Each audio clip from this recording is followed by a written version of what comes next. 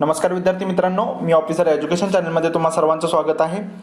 आज आहे 23 ऑक्टोबर आणि 23 ऑक्टोबरच्या रिलेटेड ज्या ज्या अशा इम्पॉर्टंट चालू घडामोडी आहेत त्या आपण ते कव्हर करणार आहोत। इथे टेलिग्राम चॅनलची लिंक आहे, ती सुद्धा तुम्ही जॉईन करा। ओके, चला लेक्चरला सुरुवात करू आपण। पहिल्यांदा आपण कालच्या क्वेश्चनची जे आहे ते रिव्हिजन करणार आहोत। तर बघू आता आपण कालचे क्वेश्चन काय काय होते ते। तर बघा, कोणत्या वर्षापर्यंत ट्रान्सफॅट मुक्त होण्याचे भारताचे जे आहेत ते ध्येय आहे?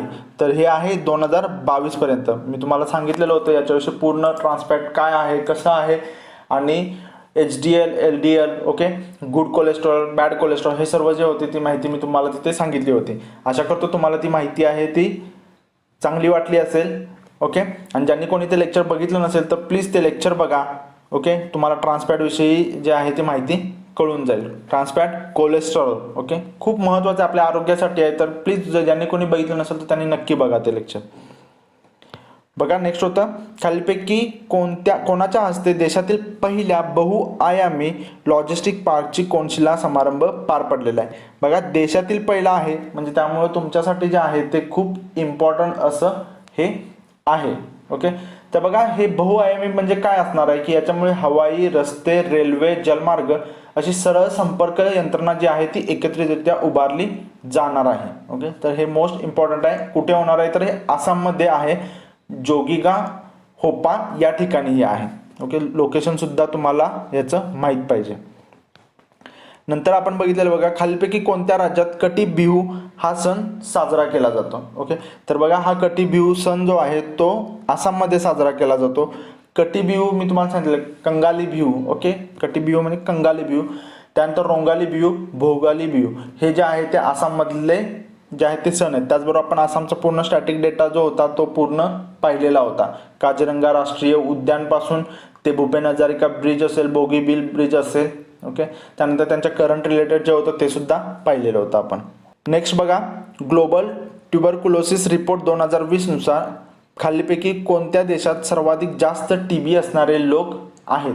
तर हे सर्वाधिक जास्त TB असणारे लोक जे आहेत ते भारतामध्ये आहेत। ओके, याच्यामध्ये तुम्हाला हे इम्पॉर्टंट आहे की किती पर्सेंटेज आहेत? तर जगाच्या 26% लोक जे आहेत ते TB ग्रस्त भारतामध्ये आहेत। हे खूप महत्त्वाचं आहे। ओके, त्याच्यानंतर इंडोनेशिया आहे, नंतर चीन आहे, नंतर फिलिपाईन्स, नंतर पाकिस्तान, नंतर नायजेरिया। पर्सेंटेज खूप इम्पॉर्टंट आहे तुमच्यासाठी हे। त्यानंतर आशिया पॉवर इंडेक्स जो आहे 2020 नुसार कोणता देश प्रथम स्थानावर आहे असं विचारलेलं होतं, तर तो अमेरिका आहे। मग याच्यामध्ये जे बघा, ते भारताचं जे होतं मेजर पॉवर दर्जा हा गमावलेला होता भारताने। तर मेजर पॉवर दर्जा हा कधी मिळतो? ज्यावेळेला 40 पेक्षा जास्त गुण मिळतात त्यावेळेला। मग भारताला गुण किती आहेत तर 39.7 एवढे जे आहेत ते गुण भारताला आहेत। आणि त्याच्यामुळे मागच्या वर्षी जो होता तो भारताला 41 होते, त्यामुळे भारताला जो होता तो मेजर पॉवरचा दर्जा होता, पण यावेळी नाही आहे। ओके, मग याच्यामध्ये भारताचं स्थान किती आहे तर 4थं स्थान आहे। ऑब्वियस, 1 नंबरला अमेरिका आहे, नंतर चीन आहे, नंतर जपान आणि मग त्यानंतर आपल्या भारताचा 4था नंबर लागतो। चला सुरुवात करू आपण आता आजच्या करंट अफेअर्सला। इम्पॉर्टंट असा क्वेश्चन आहे। असे क्वेश्चन जे असतात त्याच्याकडे विद्यार्थी थोडं दुर्लक्ष करतात, म्हणजे मेजॉरिटी विद्यार्थी दुर्लक्ष करतात आणि जे सिलेक्टेड असतात ते खूप याच्यावरती फोकस देतात। तर असा हा क्वेश्चन आहे। तर बघा, निवडणूक आयोगाकडून खर्च मर्यादेच्या बाबीसंबंधी किती सदस्यीय समिती स्थापन केलेली आहे? आता आपण हे बघू की निवडणूक आयोगाकडून खर्च मर्यादे संबंधी जे आहे ते काय केलेलं आहे, आपण डिटेल इन्फॉर्मेशन बघू। पण यासाठी जी समिती स्थापन केलेली आहे ती किती सदस्यीय आहे तर 2 सदस्यीय आहे। म्हणजे याचं उत्तर आहे पर्याय क्रमांक 1, 2 सदस्यीय। बघू याच्याविषयी इम्पॉर्टंट अशी माहिती काय आहे ते। बघा, निवडणूक आयोगाने मतदार संख्या आणि महागाई निर्देशांक आणि इतर घटकांमध्ये झालेली वाढ पाहता उमेदवारांच्या खर्च मर्यादे बाबीसंबंधी हरीश कुमार, निवृत्त IRS, okay, Indian revenue service IRS, आणि महासंचालक उमेश सिन्हा, सरचिटणीस आणि महासंचालक यांची जी आहे ती समिती स्थापन केलेली आहे। ओके, म्हणजे तुम्हाला नाव लक्षात ठेवायचं। मल्टीलाइनर क्वेश्चन येऊ शकतो याच्यावरती, तर त्यावेळेला आला तर तुम्हाला येऊ शकतं की वाक्य की हरीश कुमार आणि उमेश सिन्हा यांची जी आहे ती समिती स्थापन केलेली होती। ओके, तर बघा हे काय आहे नेमकं, तर जी महागाई वाढते त्यामुळे जर महागाई वाढली तर खर्च पण तसा थोडा वाढणार आहे। मग त्यासाठी जे आहे ही समिती स्थापन केलेली आहे। बघा, हरीश कुमार आणि उमेश सिन्हा. कोविड-19 परिस्थिती पाहता विधी आणि न्याय मंत्रालयाने 19/10/2020 रोजी निवडणुकांचे आयोजन कायदा 1961 यातील 9व्या नियमात सुधारणा केली, ज्यात सध्याचा खर्च मर्यादेत जे आहे ते 10% वाढ केली आहे. मोस्ट इम्पॉर्टंट वाक्य आहे तुमच्यासाठी, मल्टीलायनर क्वेश्चन बनू शकतो आणि मग त्यावेळी कन्फ्यूज होऊ शकतं. तर बघा काय केलेलं आहे, विधी आणि न्याय मंत्रालयाने जो निवडणुकाचे आयोजन कायदा 1961 जो आहे याच्यामधल्या 9व्या नियमात सुधारणा केली आणि सध्याचा जो खर्च आहे त्याच्यामध्ये 10% वाढ केली. तुम्हाला हे 10% लक्षात ठेवायचं आहे आणि कायदा 1961 हे एक लक्षात ठेवायचं आहे. ओके. आणि मग हा जो आहे तो आत्ताच्या जे निवडणूक असणार आहे त्यांना तात्काळ लागू होणार होता. तर बघा उमेदवार खर्च मर्यादेत यापूर्वी, आता असं विचारलं जाऊ शकते यापूर्वी कधी झाले, हे पण आपल्यासाठी इम्पॉर्टंट आहे. तर बघा 2014 मध्ये म्हणजे 28/2/2014 रोजी सुधारणा करण्यात आली होती. त्यानंतर आंध्र प्रदेश आणि तेलंगणा निवडणुका संदर्भात 10/10/2018 सुधारणा करण्यात आली होती. म्हणजे 14 आणि 18 याच्यामध्ये सुधारणा करण्यात आली होती. आता ही 2 सदस्यीय समिती जी स्थापन केली आहे यांच्या पुढे अटी आणि शर्ती काय असणार आहेत, तर राज्य आणि केंद्रशासित प्रदेशामधील मतदारांच्या संख्येतील बदल आणि त्यावरील खर्चाचा आढावा घेणे. म्हणजे मतदारांची संख्या किती आणि त्यांचा खर्च किती हा याचा तपशील घेणे. महागाई निर्देश म्हणजे महागाई किती वाढलेली आहे ते त्याच्यातला बदल आणि अलीकडील निवडणुकांमध्ये उमेदवारांनी केलेल्या खर्चाचा पद्धतशीरपणे परिणाम यांचं जे आहे ते इव्हॅल्युएशन करणं हे यांच्या पुढे जे असणार आहेत ते मुद्दे असणार आहेत. त्याचबरोबर बघा राजकीय पक्ष आणि इतर भागधारकांची मते आणि माहिती घेणे, खर्चासंबंधी इतर घटकांचे परीक्षण करणे, इतर कोणत्याही संबंधित मुद्द्याचे परीक्षण करणे आणि विशेष म्हणजे समिती स्थापनेपासून 120 दिवसात अहवाल सादर करणे. एवढे पॉईंट्स आहेत, हे तुम्हाला महत्त्वाचे आहे. त्यातल्या त्यात हे एक इम्पॉर्टंट वाक्य आहे तुमच्यासाठी जे की विचारलं जाऊ शकतं मल्टीलायनरमध्ये. त्यानंतर तुम्हाला जे आहे की यापूर्वी कधी झालं हे एक तुम्हाला मल्टीलायनरमध्ये मोस्ट प्रोबेबली विचारलं जाऊ शकतं. आणि थर्ड वाक्य असणार आहे की सध्याच्या खर्चामध्ये किती टक्क्यांनी वाढ केली, तर हे 10. आणि हरीश कुमार आणि उमेश सिन्हा जे आहेत ते या दोघांची जी आहे ती समिती स्थापन करण्यात आलेली आहे. ओके. बघू next question. Power of portraits खालीपैकी कोणाची आत्मकथा आहे. बघा मी तुम्हाला सांगितलेलंच आहे की आत्मकथा वगैरे तुम्हाला विचारलं जातं, तर त्यावेळेला तुम्हाला हे एका ठिकाणी नोट करून ठेवायचं आहे. तर पॉवर ऑफ पोर्ट्रेट्स ही कोणाची आत्मकथा आहे, तर NK सिंह यांची जी आहे ती आत्मकथा आहे. आता NK सिंह काय आहेत यांच्याविषयी डिटेल माहिती बघू. त्याचबरोबर ऑप्शनमध्ये सुद्धा असे पर्याय इन्क्लूड केलेत की त्यांचे सुद्धा जे आहेत ती ऑटोबायोग्राफी आहे, म्हणजे आत्मचरित्र आहे, तर ते आपण इथे आहे ते पूर्ण डिटेलमध्ये बघू, जेणेकरून जरी तुम्हाला जोड्या लावायला असं विचारलं तर तुम्हाला त्याचा सोल्युशन माहिती असावं. तर बघा इम्पॉर्टंट पॉईंट्स काय आहेत. पहिल्यांदा ज्येष्ठ अर्थशास्त्रज्ञ NK म्हणजे नंदकिशोर सिंह यांनी portrait of power half century of being at ring side हे त्यांचं आत्मचरित्र आहे. हे पूर्ण नाव काय, portrait of power half century of being at ring side हे त्यांचं आत्मचरित्र आहे. बघा विशेष मल्टीलायनर जर आलं तर सिंह सध्या 15व्या वित्त आयोगाचे अध्यक्ष आहेत. ते भारतीय प्रशासकीय सेवेत रुजू झाले होते.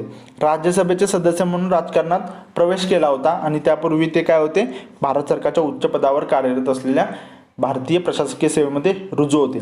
ते MP होते बघा 2008 ते 14 फ्रॉम बिहार. मोस्ट इम्पॉर्टंट वाक्य आहे, सगळेच वाक्य जे आहेत ते इम्पॉर्टंट वाक्य इथं इन्क्लूड केले. आता ऑटोबायोग्राफी जे आहे ते आपण बघू, जेणेकरून तुम्हाला जोड्या लावायला विचारलं तर त्याचा तुम्हाला फायदा होईल.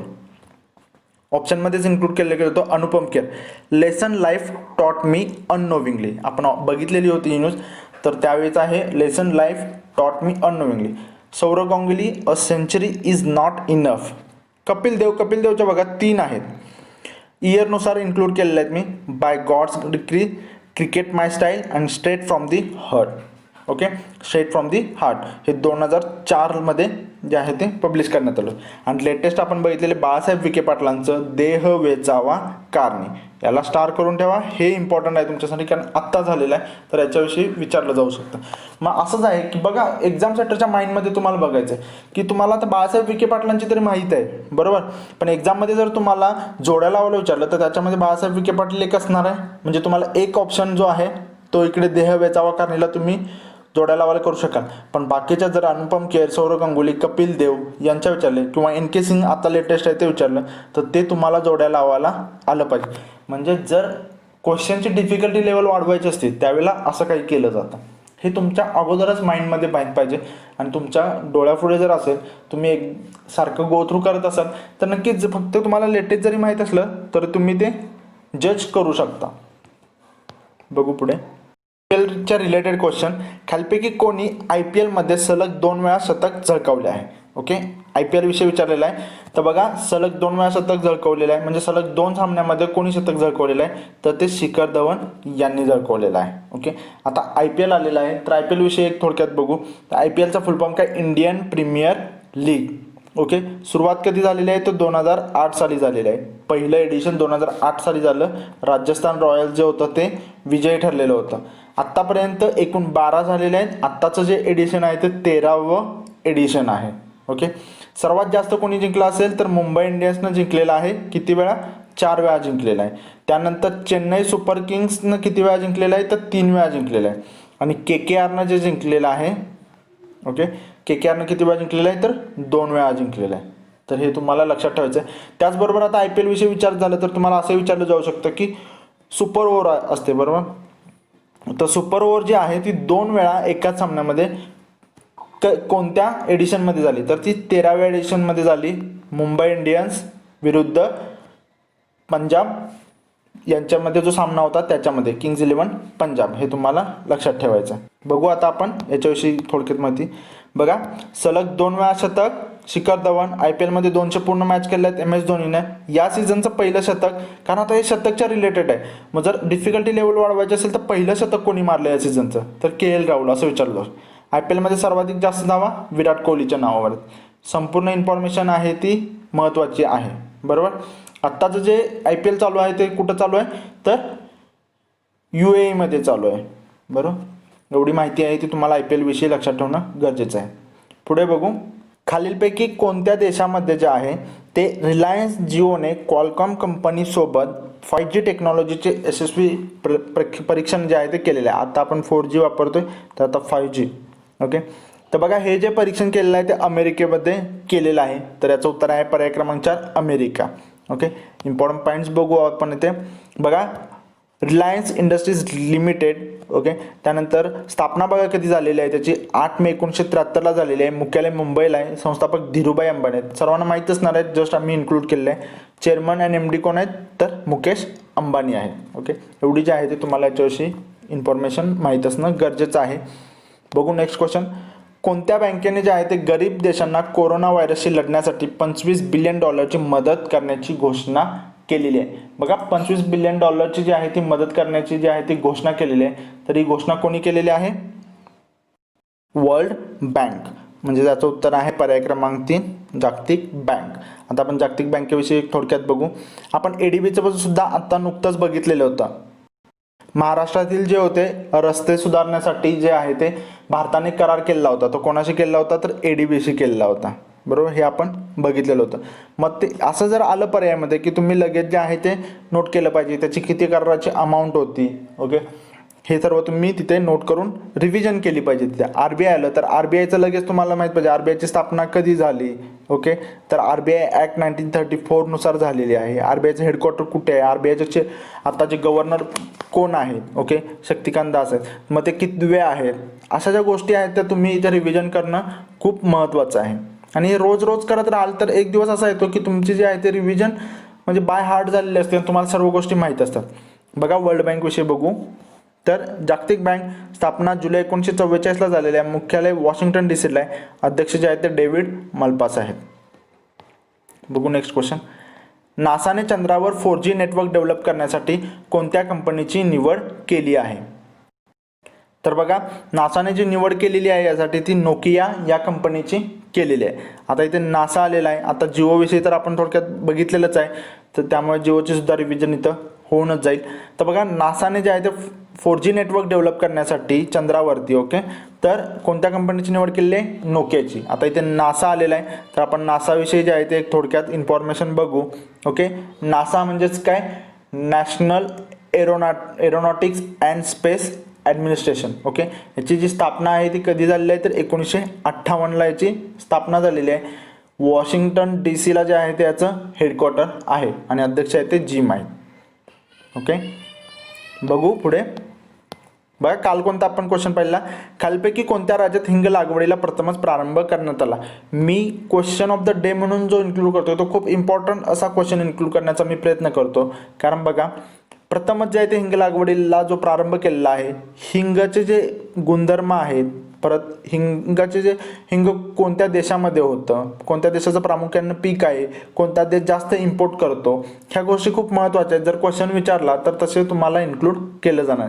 भारत हा खूप मोठी बाजारपेठ आहे हिंगासाठी. ओके, तर बघा, हा जो आहे तो प्रथम प्रारंभ कुठे केलेला आहे तर हिमाचल प्रदेश इथे केलेला आहे. ओके, तुम्ही जे आहे ते कमेंट बॉक्समध्ये याचा आन्सर करेक्ट मेन्शन केलेला आहे. पण फक्त आन्सर न मेन्शन करता तुम्ही त्याचबरोबर रिव्हिजन करा आणि मग कमेंट बॉक्समध्ये आन्सर मेन्शन करण्याची सवय लावा.